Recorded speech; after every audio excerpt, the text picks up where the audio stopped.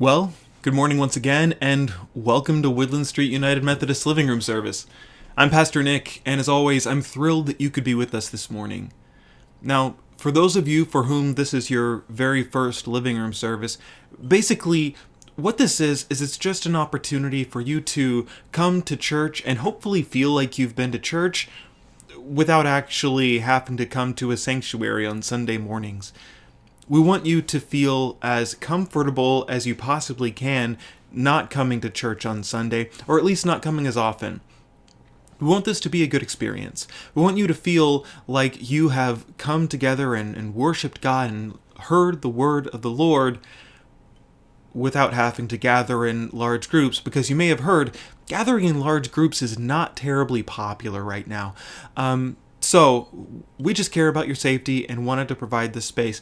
It's also a less formal take on church. I'm not wearing my clerical robes. You're probably not wearing your shoes, and I suspect we're all a little bit better for it. So, now that that is all out of the way, let's go ahead and turn to our first text for this morning, which is also our only text for this morning. I don't know why I said it that way. Our text for today comes from James chapter 3. Hear the word of the Lord from the letter of James. Not many of you should become teachers, my fellow believers, because you know that we who teach will be judged more strictly. We all stumble in many ways. Anyone who is never at fault in what they say is perfect, able to keep their whole body in check. When we put bits into the mouths of horses to make them obey us, we can turn the whole animal. Or take ships as an example. Although they are so large and are driven by strong winds, they're steered by a very small rudder, wherever the pilot wants to go. Likewise, the tongue is a small part of the body, but it makes great boasts. Consider what a great forest is set on fire by a small spark. The tongue is also a fire, a world of evil among the parts of the body. It corrupts the whole body, sets the whole course of one's life on fire, and is itself set on fire by hell. All kinds of animals, birds, reptiles, and sea creatures are being tamed, and have been tamed by mankind, but no human being can tame the tongue. It is a restless evil, full of deadly poison. With the tongue, we praise our Lord and Father, and with it we curse human beings who have been made in God's likeness. Out of the same mouth comes praise and cursing. My brothers and sisters, this should not be. Can both fresh water and salt water flow from the same spring? My brothers and sisters, can a fig tree bear olives or a grapevine bear figs? Neither can a salt spring produce fresh water. This is the word of the Lord. Thanks be to God. Father, may my words be your words, and may they sink into each of our hearts and transform our lives. Amen. Well, our TLDR, sermon in a sentence for today, is that we are called to be lovingly honest. Not brutally honest, but lovingly honest. Words have power. Humans have known this since we've had words. Words are these tiny little slivers of creation itself, slivers of the same power that God used to create the whole universe. Because if you remember, God didn't arm wrestle the world into being, and God didn't stare the world into being, and God didn't chew up the primordial chaos and spit out an orderly wad of universe. God spoke. God spoke order into chaos. God spoke something into nothing. God said, "Let there be light." And lo, there was.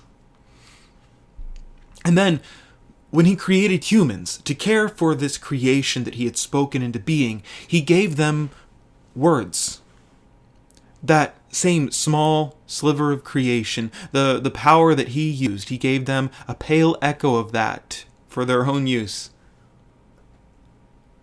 Speech separates us from the animals.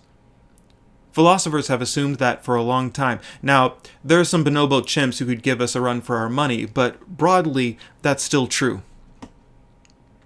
The Hebrew people have long known that words have power. That's why their word for word, dabar, is the same as their word for thing, dabar. It's the same because for the Hebrew people, to speak a thing is to call it into being. That's why you have to be careful. You have to be careful about what you say, because whatever you're saying, you're calling into being, whether it's in jest or whether it is the actual truthful thing that you want to happen. This is why Jesus tells us, let your yes be yes and your no be no. Just mean what you say.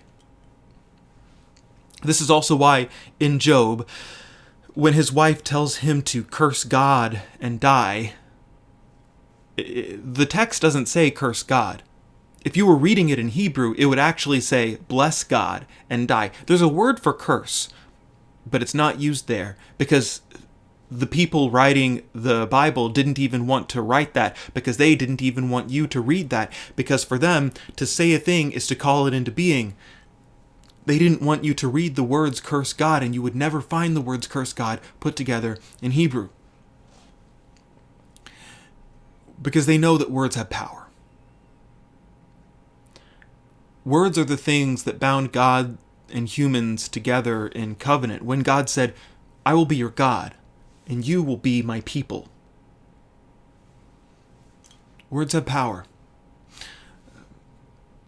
When prophets spoke the word of the Lord, and they said, thus saith the Lord to the people of God listened with bated breath. The righteous listened eagerly, the wicked listened with trembling trepidation, because they knew that the word of the Lord has the power to create and the power to destroy.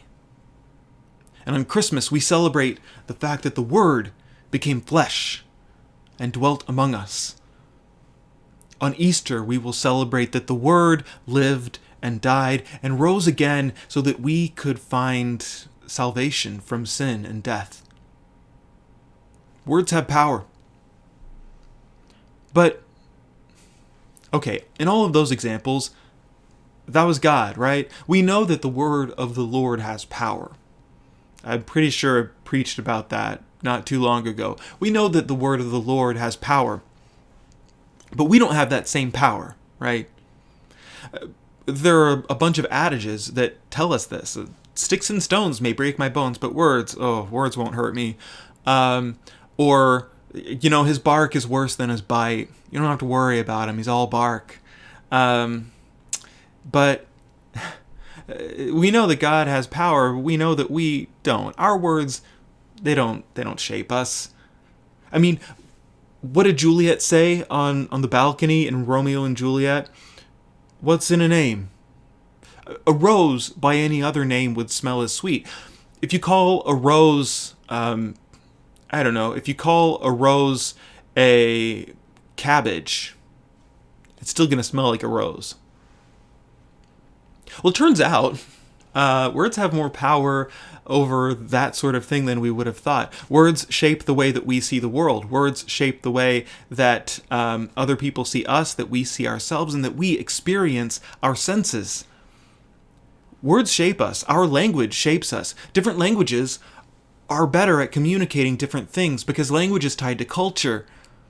Culture informs language, language informs culture, and different cultures value different things. You've heard it said before that the Inuit people have a bunch of different words for snow. And we don't have those because snow isn't that important in our lives, especially in the South. We don't need a bunch of different words for snow. Some languages have masculine and feminine nouns, like French and Spanish, for example. And studies have shown that so there was a study that was done where they got some French people and some French-speaking people and some Spanish-speaking people together, and they had them give cartoon voices to different objects. And so they were giving cartoon objects to things, and when they got to forks, Spanish-speaking people gave the forks a deep cartoon voice, and the French-speaking people gave the forks a high-pitched feminine voice, because fork in Spanish is masculine and fork in French is feminine. And so it changed the way they saw those objects. When people who speak those languages assign adjectives to objects, when they describe them in more masculine or feminine ways, depending on whether it's a masculine or a feminine object. Is it sturdy, strong? Is it beautiful? Is it, I don't know. They describe them in different ways. It changes the way they see these words. Bilingual people are better able to understand different perspectives because they are entrenched in two different languages. Charlemagne, the Holy Roman Emperor from a long time ago, once said, speaking another language is like having another soul. But it doesn't change the way we see the world, actually, right? Well, it turns out that's not true either. If I were to ask y'all to think of blue, to think of the color blue, I'd be willing to bet a lot of y'all are thinking of a myriad of different shades. I bet we have a wide spectrum of different colors being thought of right now, because when we say blue, it could be anything from here to here on the color spectrum, just this huge, wide band of colors. But if I were to say, I couldn't say the same thing to Russian speakers, because they don't have a word blue. That's not a thing. They have different words for different places on that spectrum. There's no one word blue to cover all of that. They have different words for different shades of blue, in the same way that we have different words for pink and yellow and green. They're just different colors to them. That's not too surprising, but what is surprising is when Russian speakers and English speakers were both tasked with organizing shades of blue by their shades, darkest to lightest, bluest to greenest, Russian speakers outperformed English speakers by a mile, because they could actually see differences better than English speakers, because their language had shaped their brain, and their brain had shaped the way that they could perceive these colors. They could actually see them better because of the language they spoke. Words have power. I'll give you maybe even more of a superpower example, right? There's a tribe of Aboriginal Australians who don't have words for right and left. This has given them this supernatural sense of direction. Like, it really does border on a superpower, because they don't have words for right and left. We have right and left because we see things in relation to ourselves. Whatever that says about us, I don't know. But we see the world in relation to ourselves. It's on our left or it's on our right. If you're giving directions, you would say, go down that road, take a left onto that road, take a right onto the next road. But they wouldn't. They don't use left and right. They use cardinal directions. So they would say, you're going to go north on this road for a while, then you're going to turn west, and then after a while, you're going to turn north again.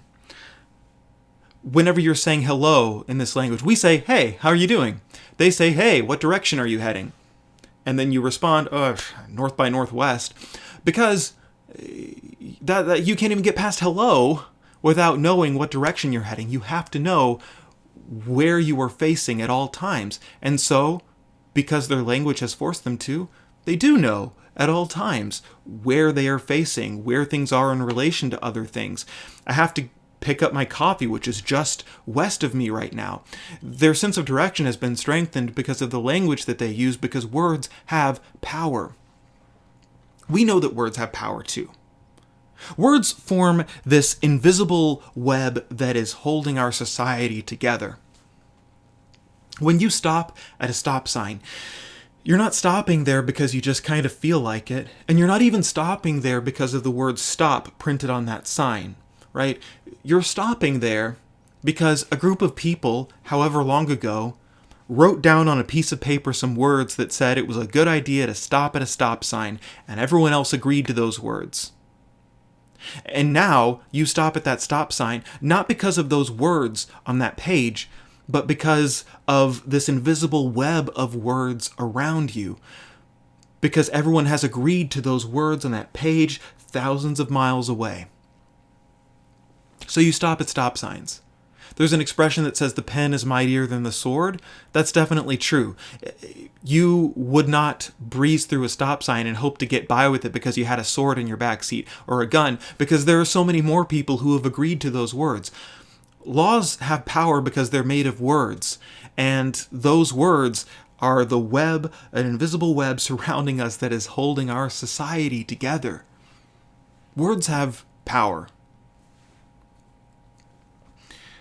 And that is the warning that James gives us in our text today. James knows the power of words. He's fluent in Greek and Hebrew and Aramaic, maybe others, who knows. He's one of the most well-read people who have written the New Testament. He knows the Old Testament by heart, and he's read a plethora of Greek literature. It's obvious from the way that he writes this letter. He is well-read, and he knows that when used correctly, words carry the power of creation itself. You can bless God, or you can curse humans, which were made in the image of God. Words carry the power of creation itself, but they can just as easily be used to destroy, maybe even more easily. I've worked a lot of retail jobs in my life, and in almost every retail job I've had, there is at least one person who considers themselves brutally honest. It's a part of their identity. We talked about identity last week. They consider themselves brutally honest, and they are proud of that. It's a key part of their identity. They're proud because they've recognized that there are some things that are necessary to say that are difficult to say. And so they pride themselves on saying the things that are difficult to say, on speaking out loud the things that most of us would just keep hidden. But those things are always brutal, because they're just brutally honest.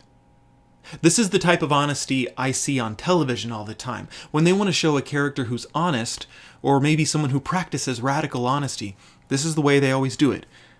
They just say the hurtful things that most of us would keep to ourselves. The unpleasant truths that most of us wouldn't say out loud, they say them, because that is honesty to them. It's always brutal honesty. Have you ever heard another adverb attached to honesty? Have you ever heard of kind honesty? Caring honesty? Compassionate honesty? No. It's not a thing. We don't have that in our language. And honestly, I don't think it is as difficult for people who call themselves brutally honest to speak those truths as it is for other people. I think it makes them feel good.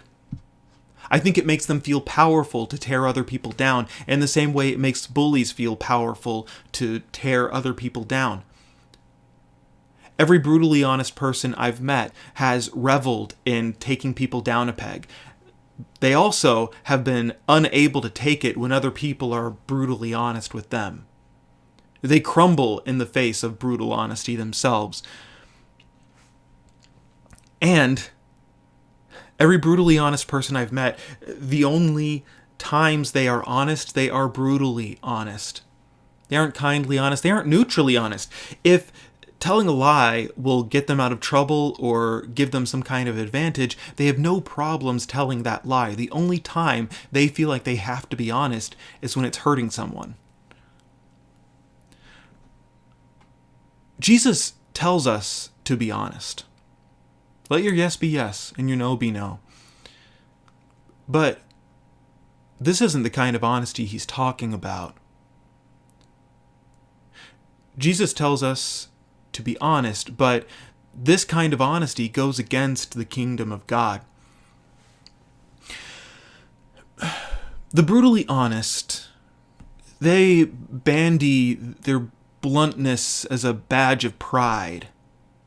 They like to beat people over the head of it. But the truth is, you can be blunt and kind. You can be honest and use that honesty to build other people up. You can be truthful and look for the good in other people and speak that truth, because there are good truths in every person.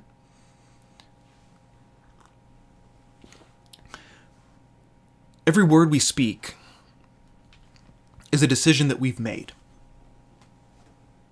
Every word we don't speak is a decision that we've made. If you go get coffee with your friend and they show up in the ugliest shirt you have ever seen, it's got like brown and pink triangles. It's got like grotesque caricatures of Daffy and Donald Duck playing poker just like all over this shirt. And your friend shows up wearing this, and they're like, "Hey, how are you doing? Hey, my grandfather got me this shirt," and they seem super proud of it. You have a choice, right? You can say, "Hey, before we get coffee and talk, I need to tell you that's the ugliest shirt I've ever seen. You look ugly in it. That's a bad shirt." You could do that. Cut into this thing that they clearly love and are proud of. But you've got other options too, right? Another option is just to not say anything. You just don't say anything. It's like your mother always told you, if you can't say anything nice, don't say anything at all. Super easy. You just don't say anything. You're still being honest. Because if we said every little thing that popped into our heads, we wouldn't be honest, we'd be annoying. And we would never stop talking. Keeping things inside is not the same as being honest. But you've also got another option. What if instead of being brutal and instead of being nothing, you were lovingly honest? What if you looked at them and you tried to find something good to say about them? What if you looked past this shirt and saw the person and said, "Hey, before we sit down and get coffee, I need you to know that I really value you as a friend and I admire you. There are actually a lot of things in you that I wish I could see in myself, and I just want you to know that you're appreciated." That sounds crazy to a lot of us. We can't imagine ever actually saying that. It is a truth that most of us keep hidden. That's what loving honesty is. Instead, every day, every second of your life, you have a choice. And you have a choice to stay quiet or speak the loving truths that you see in other people, which will change the way you look at other people. You have to look to find those good things. And every day we make choices, what we're going to say and what we're not going to say. And every day we choose not to say those good things that we could be seeing in other people is a day we're turning away from the kingdom of God. Honestly, I didn't realize how often I said that until I had a sermon on honesty. But honestly, the most honest person that I know is also probably the kindest. And it's not my wife, Hannah. Sorry, but it's actually her roommate, her former roommate, Rebecca. Rebecca is one of the most loving people I know and also one of the most honest. She says the things that others keep hidden, but the things she says are loving. She looks for the things that she likes in other people. She tries to find them, and then she doesn't keep them inside. She speaks them out loud. I can't tell you how many times I walked into their living room, and before Hannah could even say hello, Rebecca had said something like, "Nick, I really like that sweater that you're wearing. Here are the things that I like about it. I like the color. I think it looks good on you. I like the fit, and I like that it's your style. It's very clearly your style. You wear good things, and it looks good on you." She doesn't just give these blanket, "Oh, I think you're nice" statements. No, she looks for things that she actually believes are true, and she says those things. She says specific, kind things. And that's how you know that they're true, because she's taken the time to think about what is kind, what can I say to make this situation better for this person. We have the power to make other people's days brighter. Always. We always have that power. And so many times we choose to ignore it, to say nothing, to move on. We don't choose brutal honesty. We don't choose loving honesty. We choose silence. And today, I want us to be more like Rebecca. I want to challenge us to be more like Rebecca. She knew, like James, that words have power. Words have the power to create, and words have the power to destroy. Your mother told you, if you can't say anything nice, don't say anything at all. I say forget that, because you can say something nice. You can always say something nice. I don't care if this is your worst enemy. There is something good that you can find about that person, and you can say that thing. We're called to love our enemies. As we go throughout this week, I want us to think about the ways that we can be not brutally honest, not neutrally nothing, but lovingly honest. I want us to look for those things that we can say. I want us to look for those moments we can speak those truths. So as we go from here, let's all agree to challenge ourselves to be lovingly honest. All right. Thank y'all for coming to our living room service. I hope that we can see you again next week, and I just really hope that y'all stay safe out there. All right.